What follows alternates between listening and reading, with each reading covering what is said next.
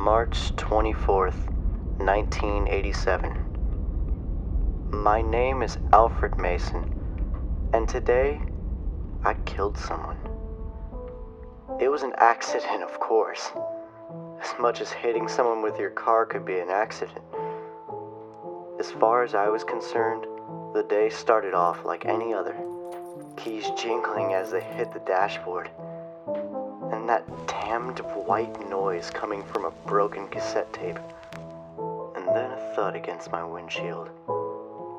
Aside from the force, I didn't slow until I saw a rolling figure in my rear view.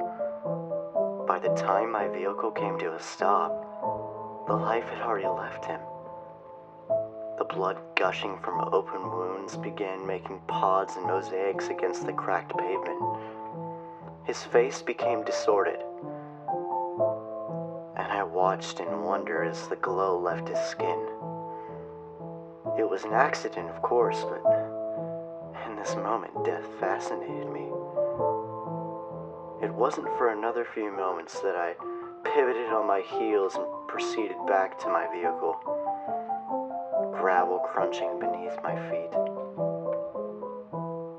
I pulled my car forward, darting to the end of that street, leaving behind the body in the road, and muttering to myself that it was only an accident.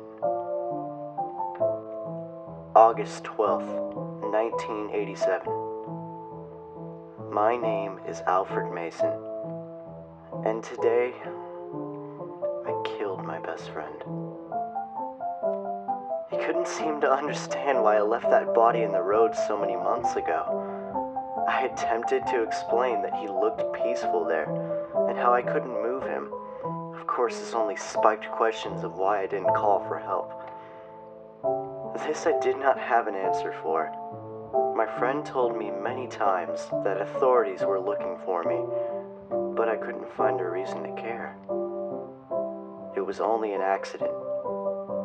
It wasn't until he stated that I needed help that I stabbed him in the back.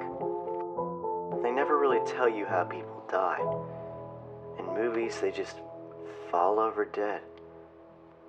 In the real world, when you stab somebody, they leak to death.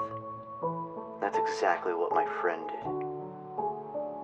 He sat in his basement sepulcher and slowly bled out for 6 hours. I suppose a kitchen knife didn't do so much damage, and this caused more length to the demise. The carpet began to pool with crimson as the TV static reflected against his once lively face. The person I once called friend was now nothing but a corpse. October 3rd, 1987. My name is Alfred Mason, and today I killed my girlfriend. I should say my ex-girlfriend, as it has just now occurred to me that she was in an attempt to leave.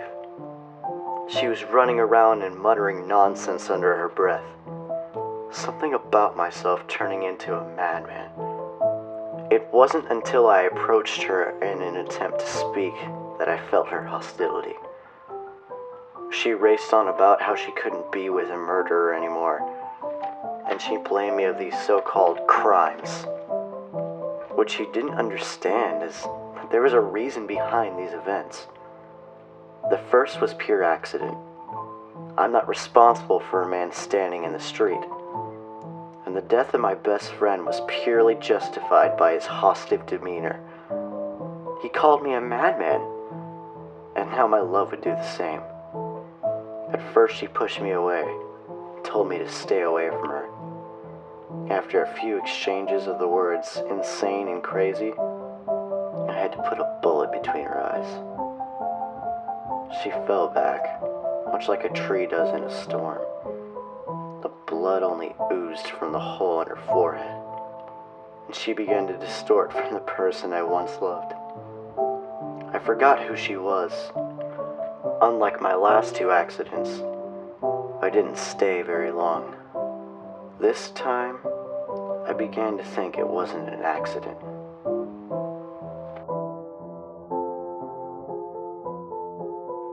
December 20th, 1987.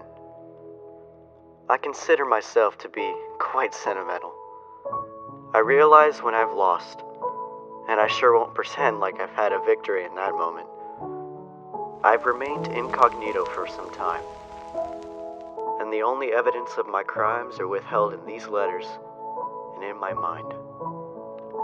I've decided I don't want my mind to be a piece of this evidence. I've tasted my fill of insanity, and now I will go on.